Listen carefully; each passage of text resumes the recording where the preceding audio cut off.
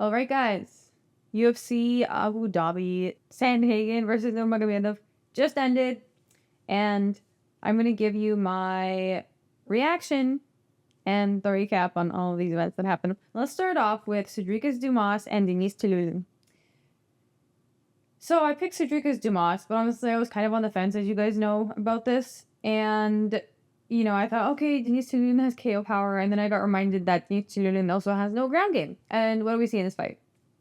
We saw Denis Tiuliulin basically just losing because Sedriques Dumas won in the grappling department.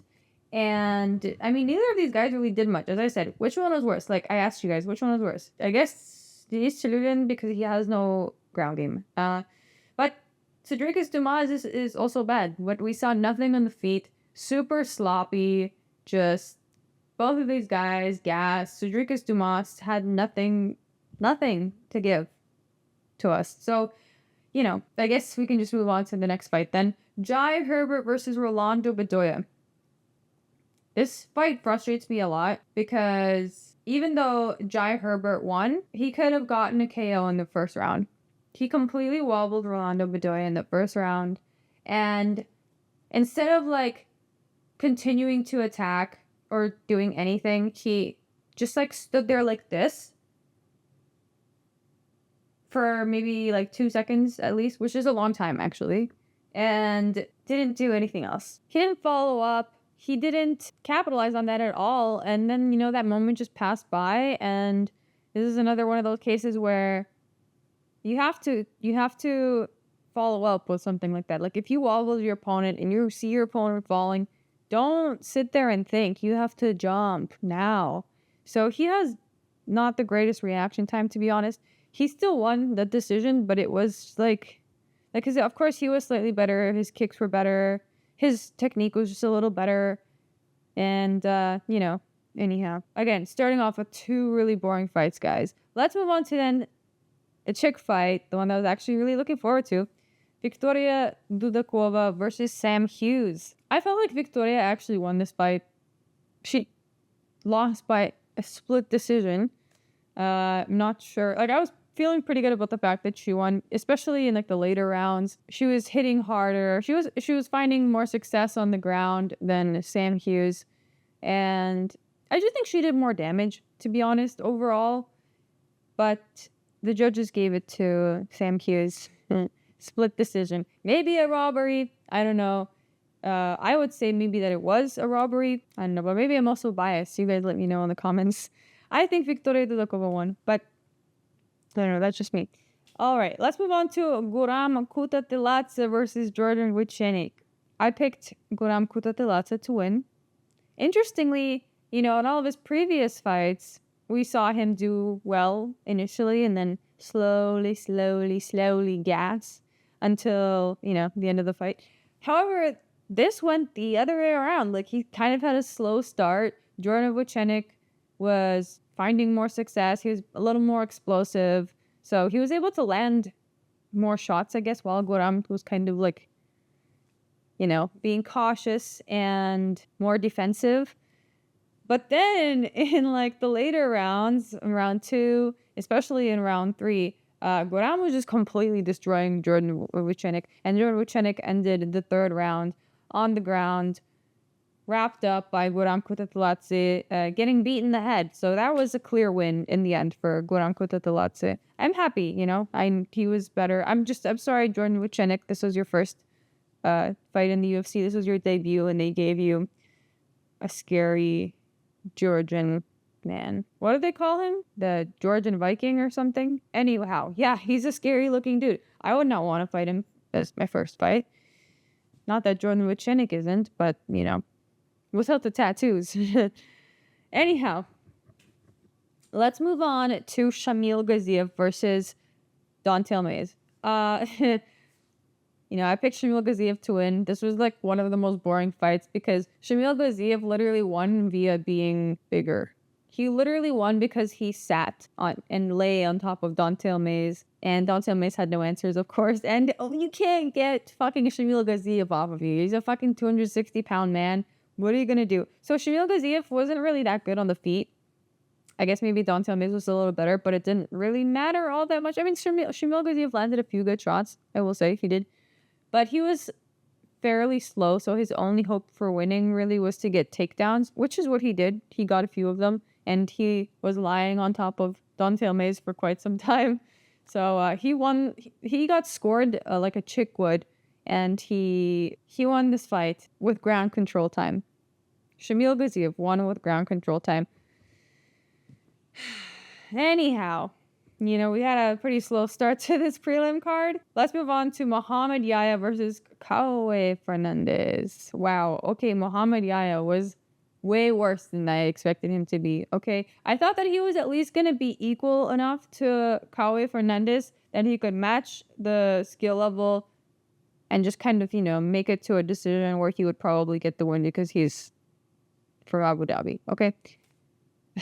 This is not what happened at all. He had such a slow start, and initially you could just tell that he was completely outmatched to the point where he, we saw him progressively give up in the first round. Like, he stopped shooting anything. He kind of just went in defense mode, and Kaue Fernandes finished Mohammad Yahya with 15 seconds left of the first round. It was kind of embarrassing, not gonna lie, but it almost maybe seemed like Mohammad Yahya bit off more than he could chew with this one. I don't understand. Like, I don't, I guess they put him on this card because it was Abu Dhabi, but yeah, I don't know, man. I thought that maybe he was going to be a little better than that. It happened, So anyhow, next up we have Alonzo Menifield versus Azamat Murzakanov. So, as you guys know, I picked Azamat Murzakanov. Alonzo Menifield has been very disappointing recently. His loss to Carlos Ulberg was very embarrassing 12 seconds in. So, I couldn't trust his fight IQ. And that's basically what happened here. Azamat Murzakanov started just a little bit slowly, was testing the waters, but he fights very smartly. He doesn't go in without a plan, unlike Alonzo Menifield, who goes in without any plan at all. So, Azamat Murzakanov literally was just the more technical guy. He was just better, He was waiting for the perfect opportunity to land his strikes. He landed almost all of them. Like, he was just the better fighter. I don't know what else to say on this fight other than, I don't know how Alonzo Menifield made it this far into the UFC, all things considered. But, yes, Azamat Murzakanov won, guys. Woohoo. And that ends off the prelim card. Let's now move on. That was actually a pretty good fight, to be honest. Like, Azamat Murzakanov put up a pretty good fight, I will say. He made it entertaining. And you know what? Alonzo Menifield, did, push all the way through. And I'm pretty sure this was a decision win. And, yeah, he toughed it out, ate a lot of damage. And, prepared us for a pretty decent main card, which started off with Joel Alvarez and Elves Brener. Guys, oh my god, this is the last time I'm picking Elves Brener. I think his win streak is over or his lucky streak, because he was kind of winning these fights by accident. And yes, I said by accident because now it's been proven that he's been winning those fights by accident. Because initially, I wasn't quite sure. I thought that maybe he was oh, it could be skill, but now it's confirmed. It's confirmed that Elves Brener wins by accident, because I was waiting maybe, okay, because he was doing really shit for the first two rounds, right? He just couldn't match Joel Alvarez's skill, and I just kept waiting until round 3, because that's usually when he turns things around in the third round. And it didn't happen. He got pieced the fuck up, and he lost. He just lost. It was so clear that he lost. And he looked kind of goofy, to be honest, on the feet. It just didn't look that refined. I don't know. Never picking Elves Brener again, guys. I'm sorry. I really had hope. And that was my one pick that I was ooh, this is a little questionable. But if Elves Brener has just been doing this well against other guys, then, maybe let's pick him. And no, he's just been acquiring accidental wins, as I said. So, yeah, very frustrating. But let's move on to Mackenzie Dern versus Loopy Godinez. Okay. So, I think we can all safely say that Loopy Godinez was better on the feet. She just was. She was more technical, had better defense, was, throwing some pretty solid punches, unlike fucking Mackenzie Dern, who is just swinging and like being explosive without much technique. That is Mackenzie Dern. Yeah, I don't know. Like, I was never really that impressed by her. And really, I think where she was able to prevail in this fight was when she got the takedowns. And she knew that she was worse on the feet. She knew that Loopy Godinez was doing better than her. So she was like, okay, well, I have to get these takedowns because at least if I fucking lie on top of Loopy Godinez, she's not going to be able to do anything. And so that's what happened. I think in every single round, probably she got that, especially in round 1. But after round 1, Loopy Godinez was a little more cautious. And I think that's also affected her performance because she didn't want to get too close to Mackenzie Dern because she knew that if she did do that, she would just get taken down. Because Mackenzie Dern just lay on top of her for like at least a minute of the first round. And it was just a bad look. You know, Loopy couldn't get her off. Mackenzie Dern was obviously a lot bigger than her. It was very clear. And yeah, unfortunately, that's just how it went. And I don't know. Mackenzie Dern got the decision win, but did she deserve it? I don't know. Just like Shamil Gaziev, right? It's like, did he deserve it? Probably not. You know, like, yeah, I guess he technically won, but did he really though? And that's how I feel about Mackenzie Dern. Okay. Anyhow, let's move on to Tony Ferguson and Michael Chiesa. Obviously, I picked Michael Chiesa, guys, because Tony Ferguson was on a 7-fight losing streak, and now he's on an 8-fight losing streak. This probably must be some sort of record. He threw in one of his gloves at the end of the fight. It was a little sad because he seemed like actually a nice dude. When they had the interview with him, I kind of felt bad, not gonna lie. But, you know, it is what it is. He lost. He's 40, guys. Did you expect this guy to go out there and perform? Did you really expect this guy to go out there and perform? He lost, was dragged to the ground by Michael Chiesa. Well, not really dragged, but it was more of like an accidental slip that Michael Chiesa was able to take advantage of in like the middle of round 1. And yeah, Michael Chiesa just choked him out. Choked him out at like 4 minutes, I think it was, or something close to there in the first round. And, you know, lots of people were coping because I think, you know, so many people believed in Tony Ferguson, or maybe just believed in him in their hearts, or just, you know, wanted him to win because they like him as a person or as a fighter. But the dude is 40, guys. The dude is 40. They gave him to unfair competition in my eyes. This was like a pretty obvious pick to me. But yeah, he lost, guys. He's on an 8-fight losing streak. Like, do it. I don't know. Maybe give him like... I thought Jim Miller might be a good competition for him. Might be a good competition for him next. But I don't know. I don't know, guys.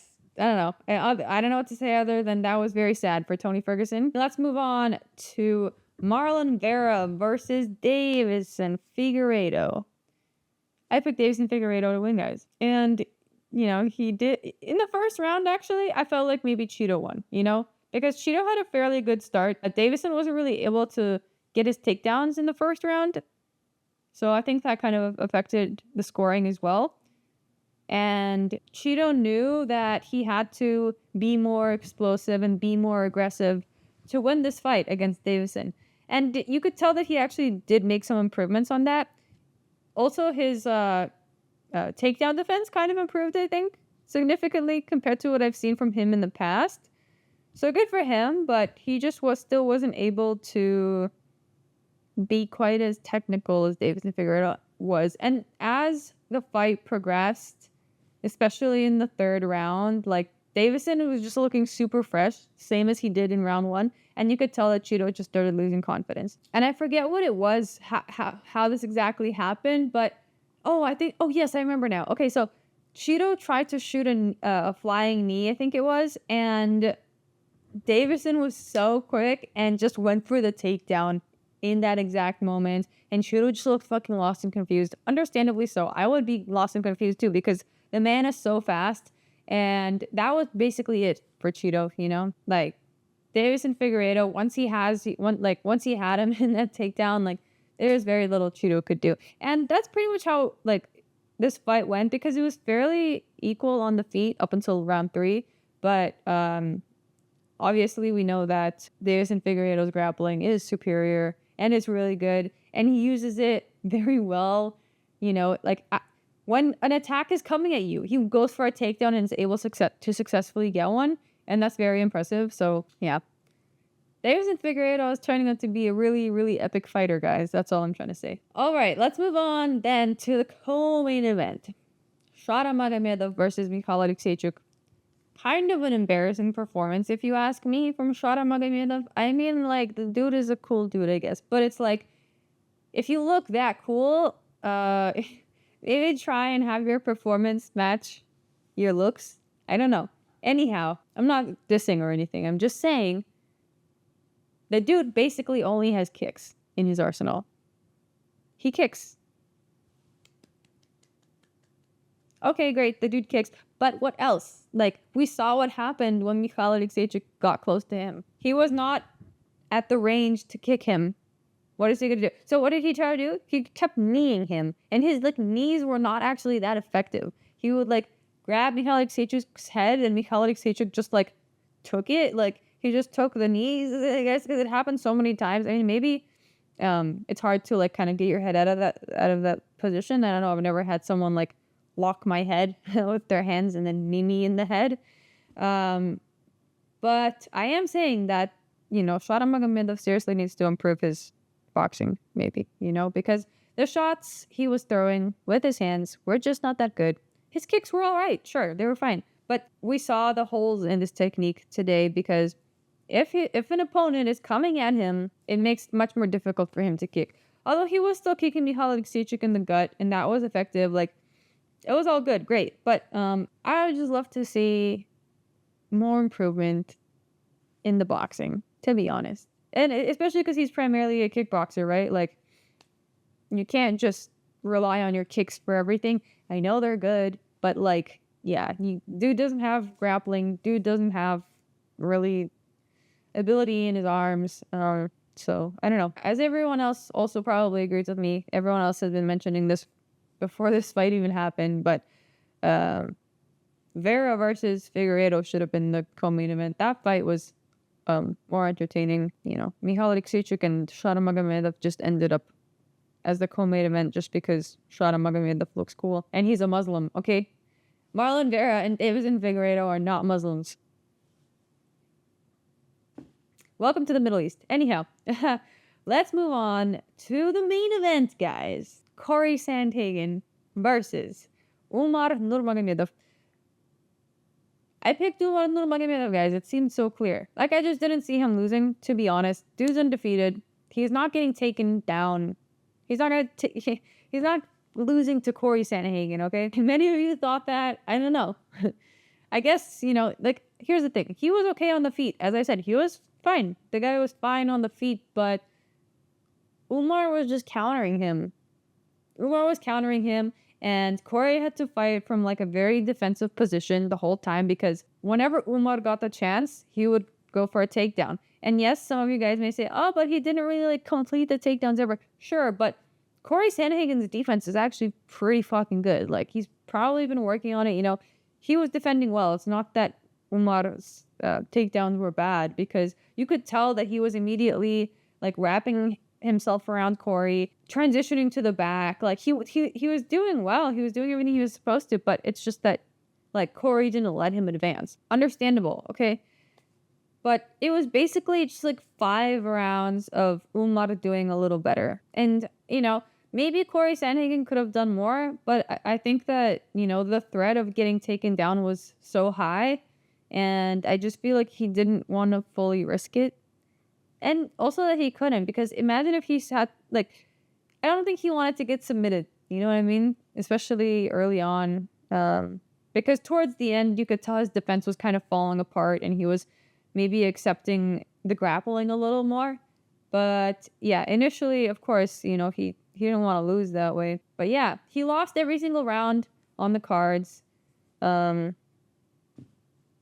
Yeah, every single round, guys. He lost every single round. But also, again, he looked so much smaller than Umar Nurmagomedov. Umar Nurmagomedov looked so big, like, and strong and dense. And then you have Corey Sandhagen. I mean, I'm surprised he was actually even able to defend the takedowns as well as he did. But yeah, I went 9-4. Okay, not as amazing as I did last week, but not bad also. 9-4, I'll take it. The Viktoriia Dudakova split decision situation was a bit of a robbery. Elves Brener fucking just disappointed me. Mohammad Yahya turned out to be significantly worse than I was expecting. I was just thinking like he would go to decision and the judges would give it to him. That's what would have happened. Even if he did worse, you know, that's what would have happened. We all know it. Anyhow, he just did. He got KO'd in the first round. So, anyhow, and Mackenzie Dern versus Loopy Godinez. Well, Mackenzie Dern just lay on top of Loopy Godinez for the win. So I don't know, you know, sometimes that's how it goes. Regardless, the other fights were all the fights that lost, I think, were the fights that I told you guys I wasn't sure of. Besides Sam Hughes and Mackenzie Dern, I'm pretty sure. Those two were on my, like, somewhat sure list. But, yeah, the Mohammad Yahya loss and the Elvis Brener fight were also on the avoid list. So anyhow, guys, I'll be wrapping up my video with that. And now to finalize everything, the Shama Bowl, guys. The Shama Bowl, let's play it to end off this night. I actually really enjoyed watching this card at noon because normally the fights would finish and it would be like midnight or 1 a.m. and then I would take maybe like 30 minutes to decompress and start filming this video, and by that point it would be like 2, and you know, by that point I would basically want to go to bed, especially if I'm living with people, and I basically have been since I've come back to this part of North America where I'm at now. So yeah, I just, you know, didn't have the chance sometimes to even edit the video the same night. So I'd have to edit in the morning. But tonight, guys, you guys are getting lucky because I'm putting out this video the same day, okay? Why is my English so bad today? I don't know what's going on. I don't know why I'm, like, unable to talk with my words. Well, to be fair, I've always kind of had this problem since I was a kid. I used to just tell people, give me a piece of paper and I'll draw it out for you. Because I can't explain that well sometimes. I'm just not good at elaborating. Anyhow, that's too much information. Maybe, but thank you guys for watching. Thank you guys for coming to the live. I will see you guys tomorrow on my stream, on my member stream, those of you who are coming. And yeah, thank you guys again. Peace.